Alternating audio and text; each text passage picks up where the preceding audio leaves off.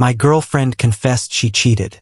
I needed a real man, she said with a smirk. My friends stood by her. I didn't argue. I just smiled, grabbed my keys and walked out.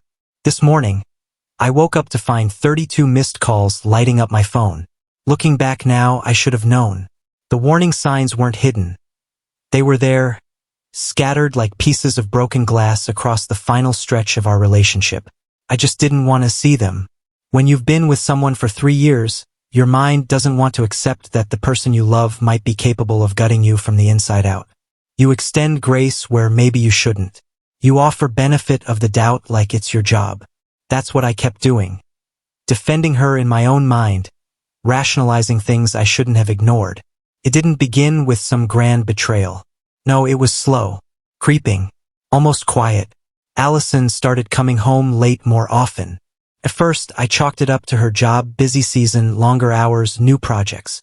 Totally understandable. But then I noticed the new perfume. One I didn't recognize.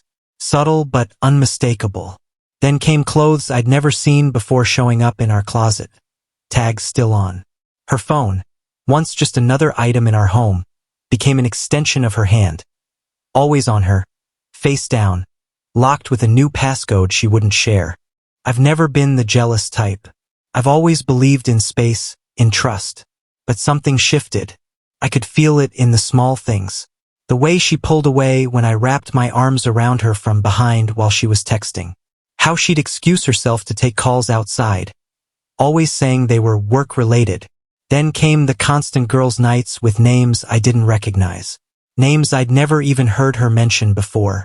And still, I let it go. Maybe I didn't want to seem controlling. Maybe I didn't want to admit what I already knew. Last Tuesday, while folding laundry, her phone lit up on the coffee table. A preview message popped up from someone named Jay. Miss you already. Last night was... The rest was cut off, but my stomach flipped. Felt like falling down a dark tunnel. I didn't want to be the guy who snooped through his girlfriend's phone. I hated the idea of it. But at that moment, it felt like the universe was holding up a sign, screaming at me to wake up. When she got home later that night, I didn't beat around the bush. She was in the kitchen, casually making herself a smoothie, like everything was perfectly normal. The blender roared through the apartment, drowning out the pounding in my chest. I stood in the doorway, leaning against the frame, watching her. When the noise finally stopped, I asked the question that had been haunting me all day. Who's Jay? I said as evenly as I could. The reaction was instant. Her body stiffened, her shoulders tightening. But then, something unexpected happened. She turned around slowly and gave me a smile. But not the warm, familiar smile I knew. This one was cold, cruel, victorious. I was wondering when you'd finally figure it out, Michael, she said with a sip of her smoothie. Jay's my boss. And yes, I've been sleeping with him. For 2 months. The way she said it knocked the breath right out of me. Not just the words, but the way they came out of her mouth, casual, indifferent, even laced with a kind of twisted pride. There was no shame in her tone, no hesitation or regret, just the brutal finality of someone who had already made peace with the destruction they were about to cause.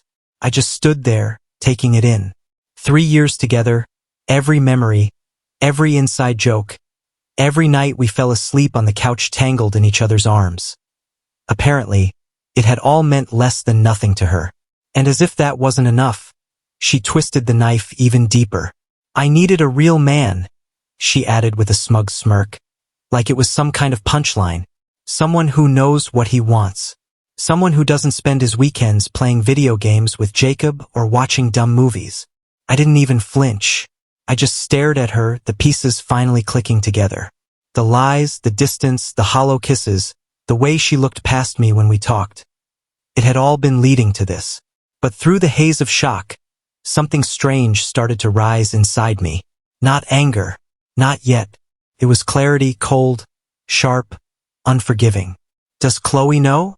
I asked quietly, my mind flicking to the mutual friend who had introduced us in the first place. There was a flash of amusement in her eyes as she let out a short laugh. Oh, she's known for weeks, she said with a lightness that made my skin crawl. Most of our friends know. They get it. Jay actually has a future. He's not just some dreamer wasting time. He's not an excuse wrapped in comfort.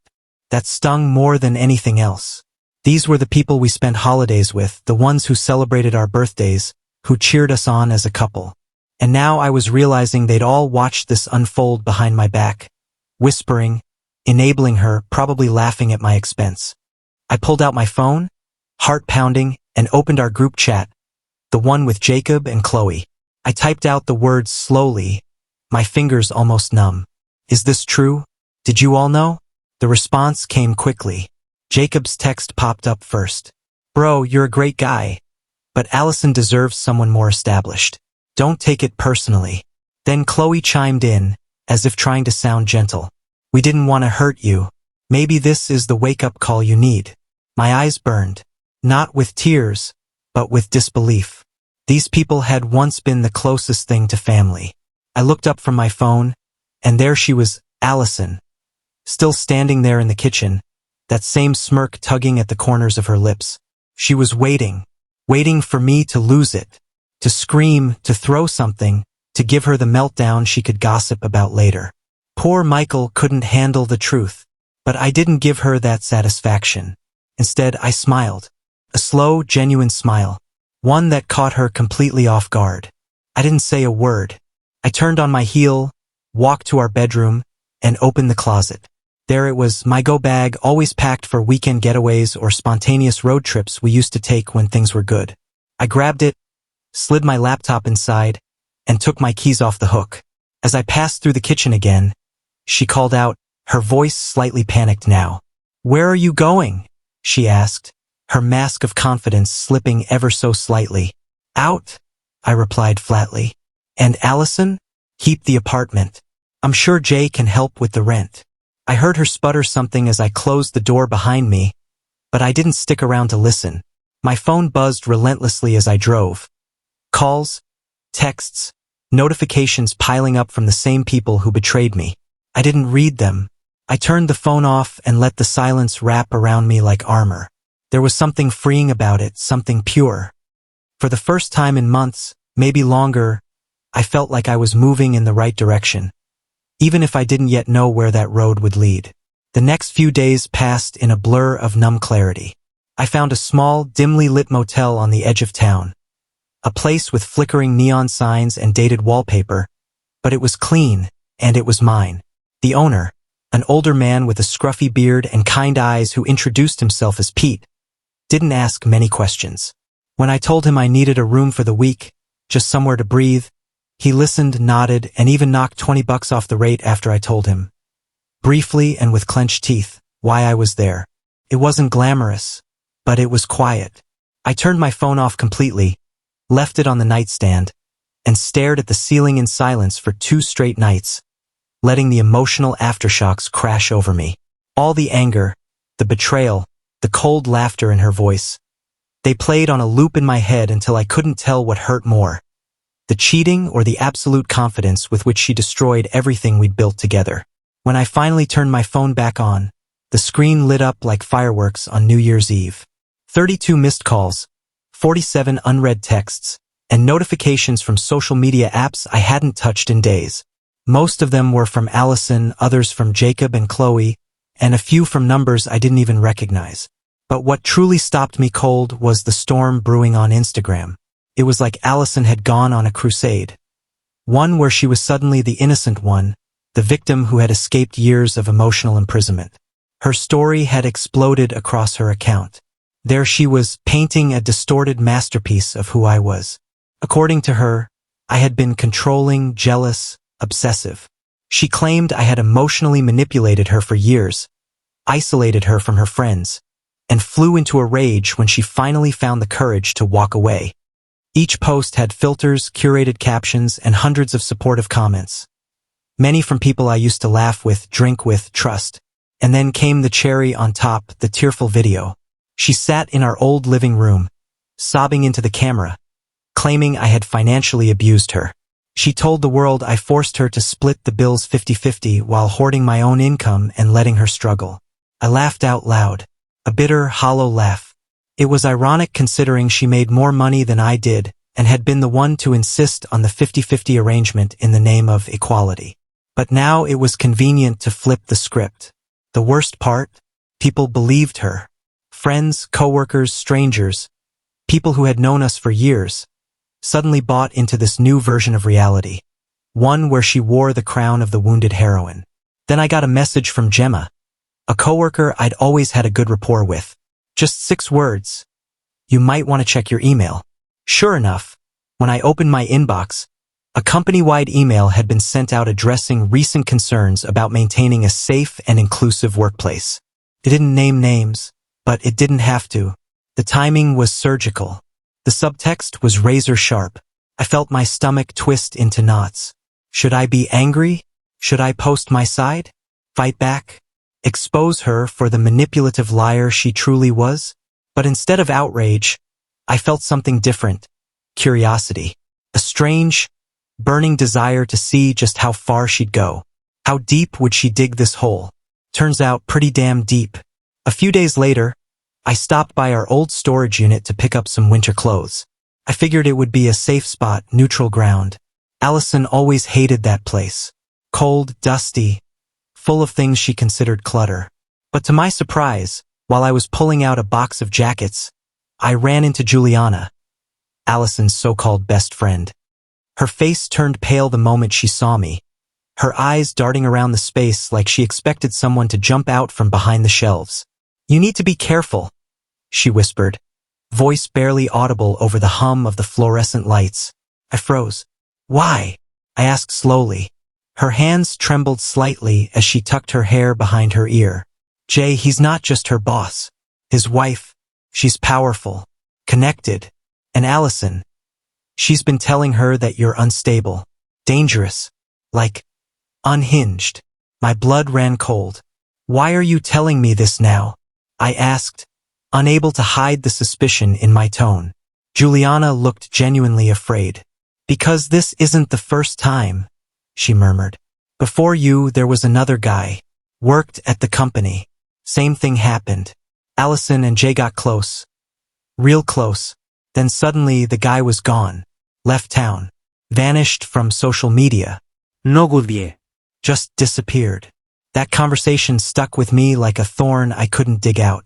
That night, I stayed up for hours, digging through old social posts, news archives, anything I could get my hands on. Eventually, I found him, Mark. His digital footprint went completely dark around the same time Allison had started at the company. And then I knew. I wasn't just a casualty. I was a target. The next morning, just as I was still processing everything Juliana had told me, I got a call from our old landlord. He sounded confused and a bit unsettled. Michael, he began cautiously. I figured I should give you a heads up. Allison came by today. Tried to get your name removed from the lease. Said you abandoned the property. My breath caught in my throat. When that didn't work, he continued, she told me you'd been threatening her. Said she felt unsafe. There was a pause before he added, but I don't buy it. My sister went through something eerily similar. If you need a reference or anything, I've got your back. That call was the last confirmation I needed. She wasn't just trying to win the breakup. She was trying to erase me, to rewrite history with herself as the victim and me as the villain. I didn't know what her endgame was, but it was clear she didn't care who got destroyed along the way.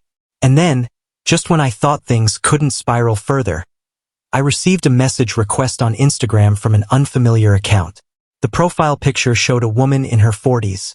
Polished, elegant, clearly well off.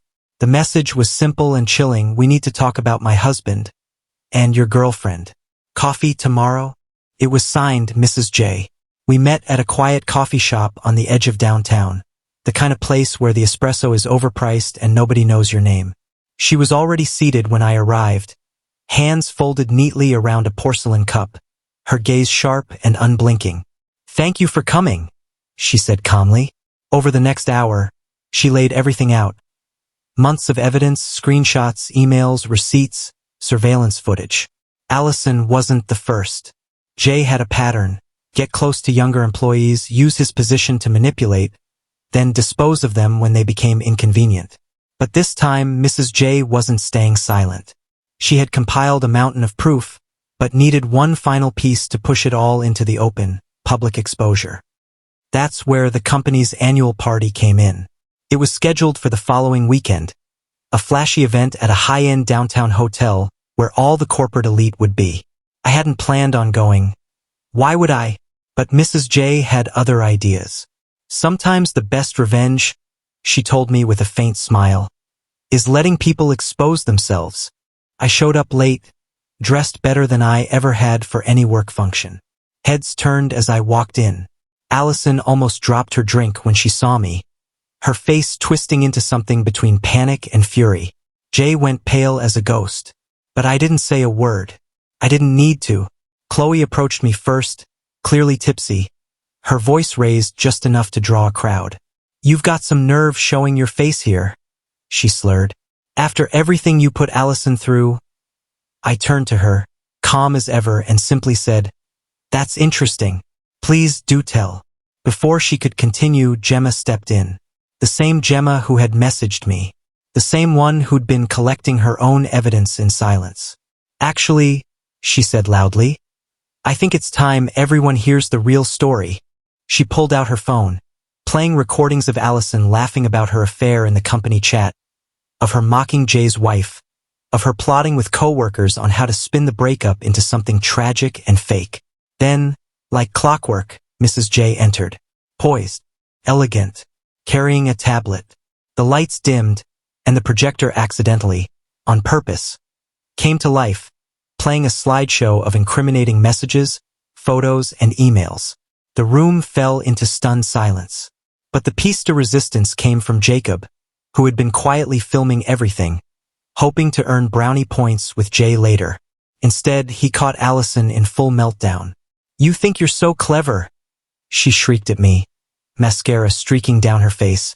"You and that bitter old woman, trying to destroy everything I've built. Jay loves me. We're building a life together." Mrs. J smiled and pulled out an envelope. Divorce papers. Filed. Signed.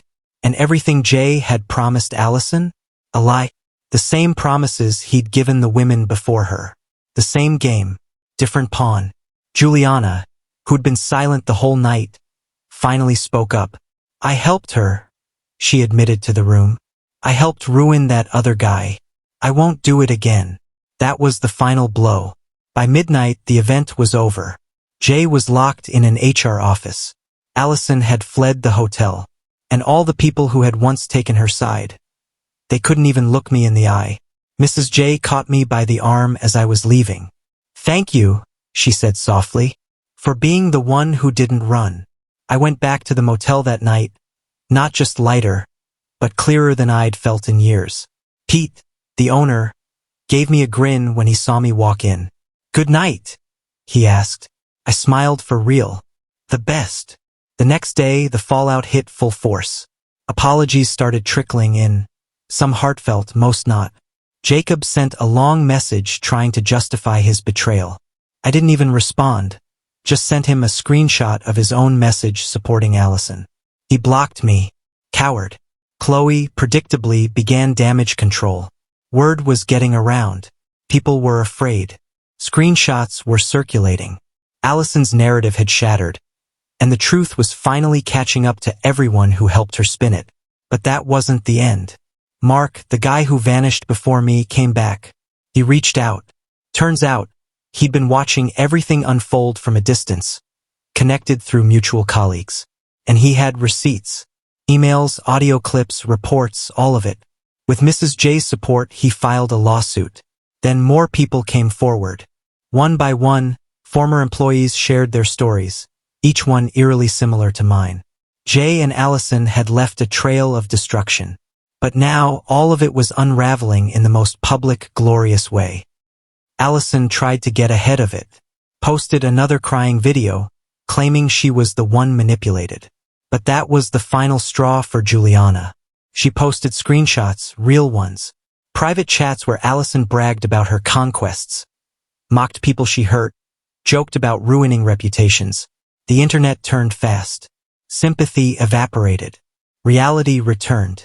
Last week, Pete called me while I was at work. That girl you told me about, he said. She's in the parking lot, making a scene. I took my time getting back. She was sitting on the hood of my car, shaking, mascara streaked, holding a manila envelope. I have dirt on everyone, she said, voice trembling. If you don't help me, I'll release it all. I laughed, not cruelly, just tired. Go ahead, I told her. Burn every bridge. Let's see how that works out for you. I took photos of everything inside the envelope, then handed it back. But first, look at what all your other plans got you. She stared at me for a long moment, then screaming, ripped it all up. Someone caught it on video.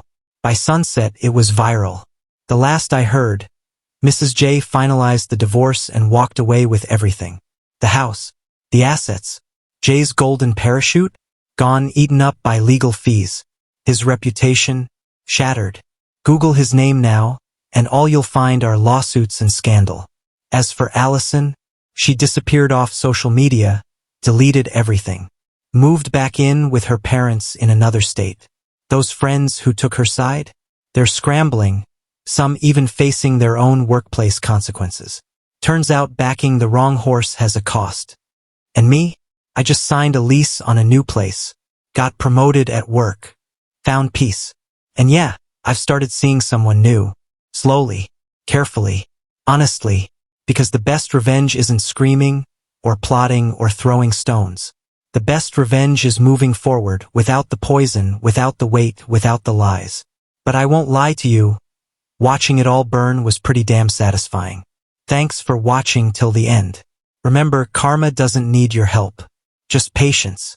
And popcorn. Like and subscribe for more true stories. You won't want to miss what's next.